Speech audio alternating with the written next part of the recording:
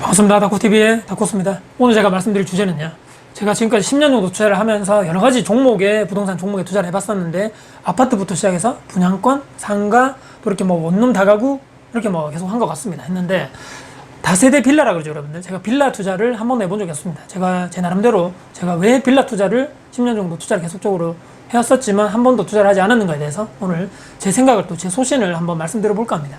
제가 말씀드리는 빌라가 여러분들 연예인들 사는 이런 고급 엄청나게 빌라 그걸 얘기하는 것이 아니고 일반적인 다세대 빌라 여러분들 아시죠? 이렇게 뭐 통건물로 지어져서 각 개별 등기를 할 수 있는 다세대 빌라라고 합니다. 거기에 투자를 하지 않는데 예전에 제가 7년에서 8년 정도 그 기간 동안에 그 다세대 빌라에 부모님과 같이 살 때 제가 그때 총각 때였죠. 결혼하기 전에 대학생 때 사는 제가 그때 거주했던 경험이 있습니다. 근데 이제 그 살아보니까 장점보다 사실은 단점이 너무 많더라.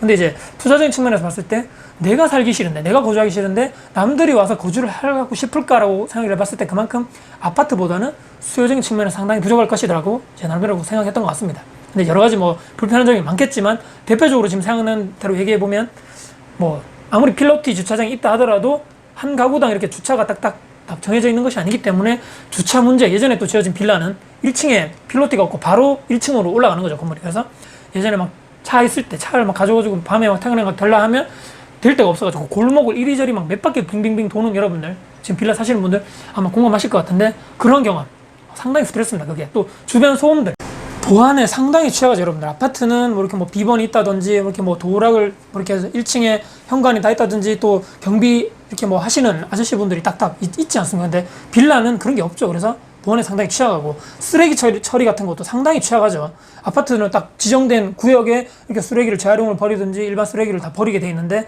빌라나 이런 주택단지에 보면 여러분들 물론 어떤 전봇대 앞에 버리든 이런 구역이 정해져 있지만 상당히 지저분하고 냄새도 많이 나고 그런 문제점들이 상당히 많다는 거죠. 방음 문제가 여러분들 또 제가 또 살아보니까 이 단기간에 짓지 않습니까? 이 건물 자체를 뭐 3, 4개월 만에 뭐 건물이 올라간다든지 아파트보다 상당히 건축 이런 기간 자체가 상당히 짧다 보니까 날림이라 그러지 모두 다 그렇진 않겠지만 그런 방음적인 측면 또 옆에 있는 이런 아파트도 당연히 방음 문제가 있겠지만 그래도 빌라적인 측면에서 상당히 건축에 들어가는 이런 자재라든지 아파트보다는 조금 덜 고급진 것을 사용하지 않을까. 그래서 옆에 있는 이런 집과의 방음 문제 또 겨울에 상당히 춥고 난방 이런 문제 때문에 단열 이런 문제도 있겠죠. 여름에 상당히 덥고 또 1층이나 이런 데 제가 예전에 1층에 살아본 적이 있는데 벌레도 상당히 많죠. 모기도 상당히 많이 들어오고 이렇게 상당히 뭐 날파리 또 이렇게 뭐 예전에 막 상당히 생각하기 싫지만 막 그냥 바퀴벌레 이런 거 정말 싫습니다. 그런 것도 많이 들어가지고 너무 싫었는데 이런 것도 있고 또 예전에 또 보면 막 밤에 술 먹고 아저씨들 싸우는 소리 막 밤에 들리고 너무 싫더라고요. 이런 것들 여러 가지 지금 생각해봐도 단점들이 너무 많은데 과연 투자적인 측면에서 봤을 때 여기 들어오고 싶은 사람이 정말 아파트보다는 상당히 수요가 적을 것이다 생각하는 거죠. 아까 말씀드린 대로 신축에 저는 빌라에 처음에 들어갔었는데 근데 몇 년 뒤에 거기서 이사를 나와서 팔았을 때 무조건 떨어진다고 생각했었는데 빌라도 가격이 저희가 팔았을 때는 처음에 샀을 때보다 올라서 팔았거든요. 그래서 무조건 떨어지는 것이 아니라고 생각했지만 그래도 아파트 수익에 비하면 이 올라가는 상승폭이 그만큼 높진 않더라. 이것이 가장 제가 생각했을 때는 그 정도였습니다. 그래서 팔 때도 물론 올라가는 경우도 있겠지만 부합이라든지 가격이 떨어진 경우가 오히려 더 많다고 주변에 그렇게 또 얘기를 들어보고 공부를 해보니까 그런 것이 있더라라고 생각을 하게 되었습니다. 내가 살아보니까 불편하고 남들도 깊이를 충분히 할 것이죠. 그래서 물론 내가 가지고 있는 돈이 별로 없으신 분들은 그 돈에 맞춰가지고 어쩔 수 없이 들어와서 사신 분도 있겠지만 여러분 요즘 어떻습니까? 전세자금 대출이라는 제도가 너무 잘 되어 있습니다. 그래서 웬만해서 젊으신 분들이 또 신혼부부 이런 분들이 아파트에 한 70% 정도 전세자금 대출이 되는데 거기에 들어가서 살지 굳이 불편한 주택가 근처에 와서 빌라에서 살 사람들이 과연 얼마나 있을까? 별로 없다는 얘기입니다. 요즘에 대출 금리 자체도 얼마나 금리 자체가 떨어졌습니까? 그래서 부담이 별로 없다는 얘기죠. 그래서 안 그래도 수요층이 없는데 수요층이 점점점 줄어들 수밖에 없다는 얘기죠.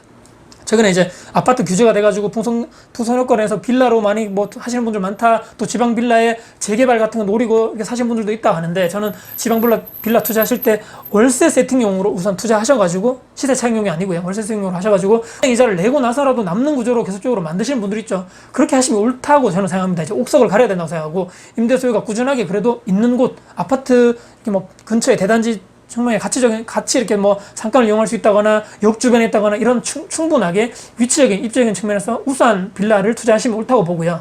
임대수요가 꾸준히 있는 게 좋겠죠. 빌라는 또 문제가 무엇입니까, 여러분들? 시세가 명확하지 않다는 것이 문제입니다.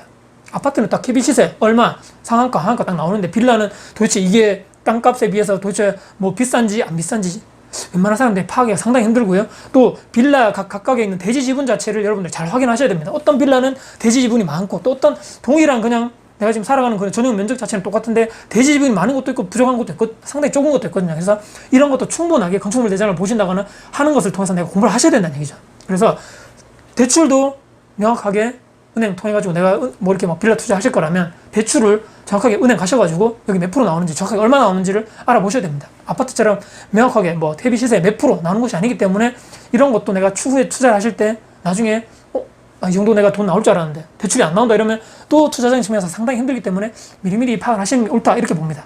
그렇기 때문에 월세 세팅용, 그다음에 시세 차익용 이렇게 두 마리 토끼를 다 잡으려 하시지 말고 꾸준하게 월세가 나오는 안정적인 위치에 투자를 하시고 추후에 내가 매도했을 때 혹시라도 시세 차익이 된다면 그것은 덤이라고 생각하시면 어떨까? 이제 반지하 이런 거는 또 투자하지 마시고요. 또 1층, 맨 꼭대기층 이런 거 하지 마시고 2층, 3층 위주로 투자하시면 옳다고 봅니다. 월세 수익형 시세 차익용이 아니고 저는 월세 수익형 투자라고 보고요.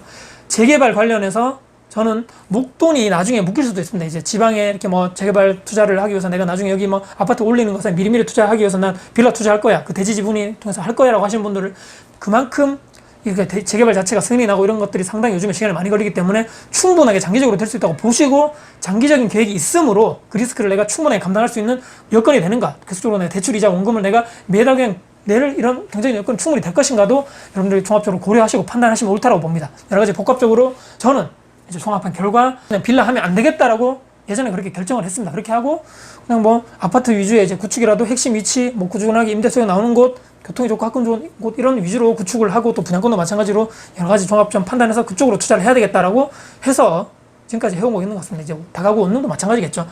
멀티가 저는 되지 않기 때문에 하나에 집중하시는 것이 저는 맞다고 봅니다. 다 잘할 수 없기 때문에. 자, 여러분들 어떻습니까?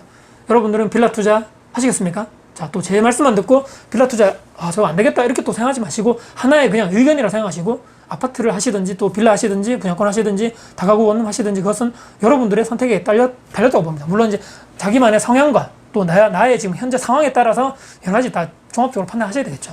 제가 오늘 말씀드린 제가 지금까지 10년 투자하면서 다세대 빌라 투자를 하지 않는 이유에 대해서 여러분들께 한번 말씀드려봤습니다. 혹시라도 오늘 영상이 여러분께 또 도움 되셨다면요. 구독, 좋아요, 알람 설정 그리고 댓글 주시고요. 제 영상이 여러분들께 또 도움 되셨다면 제 영상이 또 여러분들도 주변에 공유할 가치겠다 생각하신다면 널리 공유 부탁드리겠습니다. 다음에 더 도움 드릴 수 있는 영상 가지고 찾아뵙겠습니다. 지금까지 다쿠TV의 다쿠였습니다. 화이팅입니다.